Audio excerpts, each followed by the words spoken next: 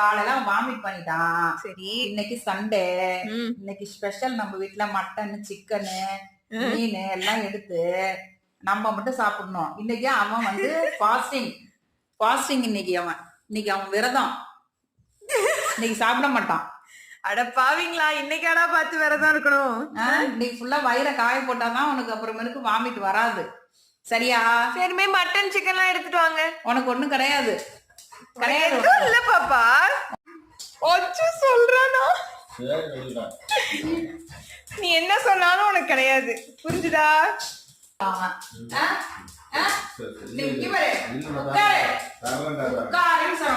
அவன் எல்லாத்தையும் சொல்ல ஆரம்பிச்சுட்டான். உட்காரு இன்னைக்கு. எல்லாரும் இப்ப சொன்னானே நீ ஒரு சாப்பாடு கிடையாது. சொல்றேன் நான் தான் உனக்கு சொன்னது. உட்காரு. சாப்பாடு வேணுமா? கிடையாது உனக்கு. அவங்க அப்பா தானே வாங்கிட்டு வராரு, அது சொல்றாராம்.